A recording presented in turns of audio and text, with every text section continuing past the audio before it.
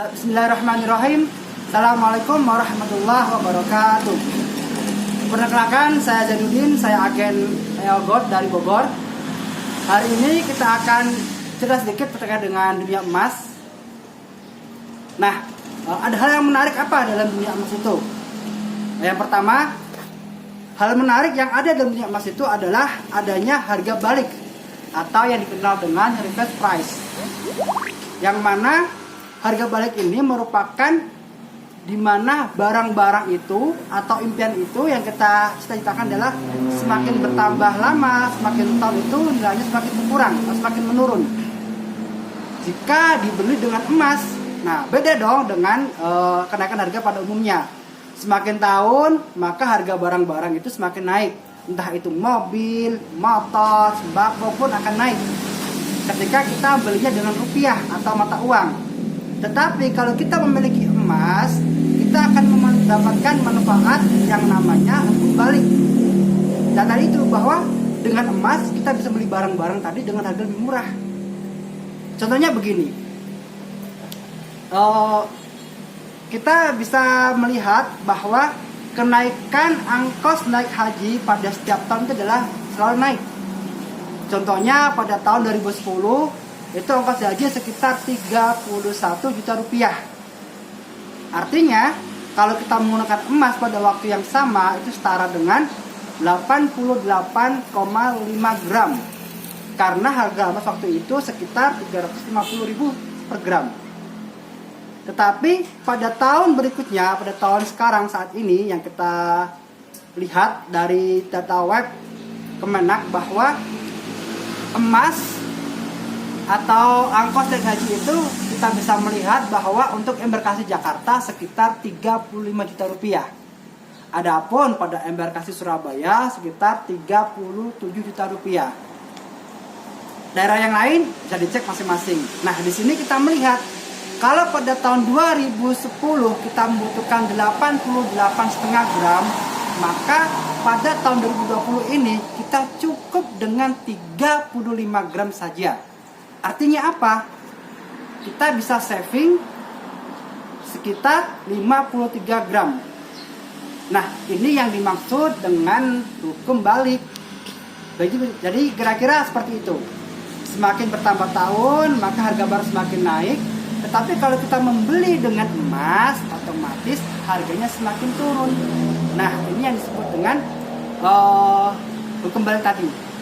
Jadi kalau kita sudah memutuskan untuk menabung emas, maka kita sudah berkomitmen untuk menabung emas, maka kita harus menentukan tujuan yang jelas, atau kita harus memiliki impian maupun cita-cita yang ingin diwujudkan. Misalnya untuk naik haji, biaya umroh, pendidikan anak, untuk mahar pernikahan, maupun biaya yang lainnya. Kenapa? Agar kita tidak mudah untuk menjual emas kita, agar kita tidak tergoda atau tergiur ketika harga emas naik. Kenapa? Kalau sudah emas terjual, sedangkan cita-cita kita atau impian kita belum terwujud, maka kita akan kehilangan kesempatan, kehilangan momen untuk meraih cita-cita tersebut dengan lebih cepat. Hal ini dikarenakan ketika emas sudah terjual, otomatis kita tidak akan mampu untuk membeli emas dengan harga yang sama seperti sebelumnya. Nah, lalu apa yang menyebabkan terjadinya hukum balik ini?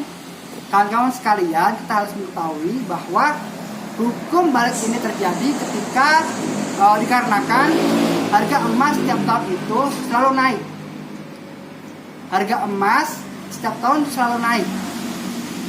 Progres pertumbuhan emas itu per tahunnya sekitar 15 hingga 20%.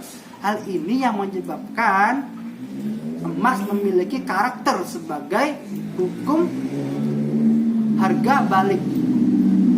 Nah, kok bisa seperti itu? Nah, kenapa bisa terjadi hukum harga balik pada dunia emas? Kok bisa? Apa yang menyebabkan hal tersebut? Ya karena emas setiap tahun itu harganya semakin mahal, semakin naik. Hal ini dikarenakan adanya supply dan demand, di mana suplai emas setiap tahun itu semakin berkurang. Sedangkan permintaan masyarakat terhadap emas sebagai investasi itu semakin tinggi. Dan tentunya harga balik ini juga terjadi karena adanya penurunan dari daya beli uang kita. Baik, setelah kita mengenal adanya hukum harga balik, maka kita beralih pada adanya hukum pengali. Hukum pengali yakni bahwa semakin banyak emas yang kita miliki, maka kita akan semakin banyak memiliki keuntungan berkali lipat. Artinya apa? Ketika kita memiliki emas 50 gram, tentu berbeda dong dengan 100 gram. Atau bahkan kalau kita memiliki 1000 gram, jauh manfaatnya bagi kita lebih besar. Nah, itulah yang disebut dengan hukum pengali. Nah, lalu bagaimana ketika terjadi dinamika harga emas yang naik, kadang turun, bagaimana dengan customer kita? Nah, jadi gini kawan-kawan, ketika harga emas itu naik, maka kita akan memiliki dua keuntungan yang utama. Yang pertama yakni nilai aset kita itu semakin bertambah dengan memiliki emas. Yang kedua adalah bahwa ketika kita memiliki emas, maka harta kita, aset kita telah terproteksi, telah diamankan. Oleh karena itu, emas memiliki sifat sebagai self-defense. Kemudian, bagaimana ketika harga itu turun? Apakah customer merugi? Oh, tentu tidak. Ketika harga emas turun, maka sejatinya kita tidak mengalami kerugian. Justru kita juga masih tetap untung. Untungnya kenapa? Yang pertama yakni kita sadar tidak bahwa ketika kita membeli emas pertama kali, modal kita itu jauh lebih rendah, jauh lebih kecil dibandingkan nilai aset yang kita miliki saat ini. Otomatis harga emas yang sebelumnya itu jauh lebih murah dibandingkan harga sekarang. Yang kedua, bahwa ketika harga emas itu turun, kita tetap untung, yakni apa yang kita miliki saat ini, aset kita ataupun untuk tujuan impian kita yang kita raih telah terselamatkan, telah terproteksi, sehingga kita tidak tergerus oleh adanya inflasi. Itulah dinamika emas, baik itu turun ataupun naik, kita tetap sama-sama untung. Lalu siapa yang dirugikan ketika harga emas itu turun? Justru mereka yang tidak memiliki emas atau mereka yang menyimpan tabungan mereka dalam rupiah, itu mereka akan merugi. Karena nilai dari saldo mereka terus-menerus akan terus inflasi, bahkan nilai uang mereka, nilai tabungan mereka semakin tambah tahun, semakin lama semakin berkurang nilai daya belinya. Oleh karena itu teman-teman sekalian, saya sarankan bahwa milikilah emas sebagai tabungan Anda dalam jangka panjang.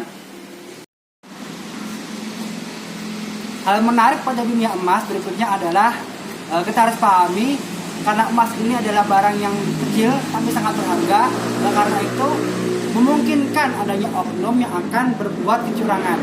Nah, contohnya adalah penipuan dalam dunia emas. Oleh karena itu teman-teman sekalian, saya jelaskan di sini bahwa ketika ada oknum, ada orang yang kita nggak kenal menawarkan pada kita tentang investasi emas yang memberikan profit sangat besar, itu kita harus berhati-hati.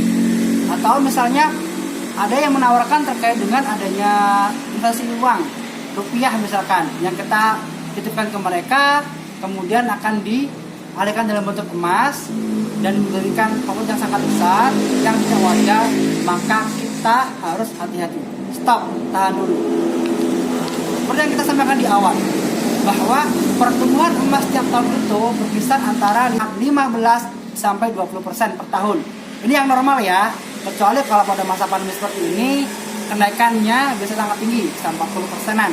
Namun ini menjadi dasar bagi kita bahwa kalau ada yang menawarkan investasi emas dengan iming-iming profit yang sangat tinggi, kita wajib atau perlu berhati-hati agar kita tidak tertipu. Kalian tidak mengalami kerugian atau menjadi korban. Kalian, demikian dapat saya sampaikan pada sesi kali ini. Namun sebagai penutup, kita akan coba merangkum atau menyimpulkan dari pemaparan ini. Yang pertama, bahwa emas tidak hanya sebagai safe haven. Emas tidak hanya sebagai penjaga aset. Justru emas itu sebagai peningkat nilai aset kita. Kenapa?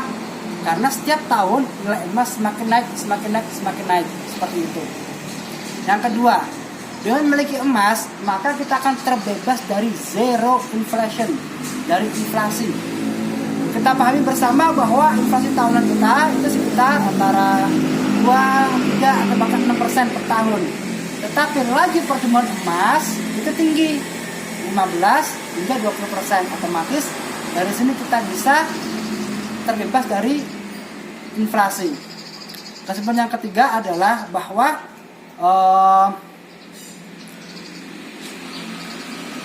emas ini sebenarnya kalau kita boleh dibilang ya, bahwa emas ini itu merupakan universal currency. Artinya dimanapun emas ini berada, di negara manapun tetap akan terjual, tetap akan laku dijual, dengan catatan mengikuti kebijakan harga di masing-masing. Kalian, itulah tadi yang dapat saya sampaikan pada sesi kali ini. Semoga bermanfaat. Bagi teman-teman sekalian yang ingin memiliki emas, maka bisa menghubungi nomor di bawah ini ya. Teman-teman sekalian, apapun pekerjaan maupun profesi Anda dan bisnisnya, tabungannya adalah tetap all good saja. Terima kasih.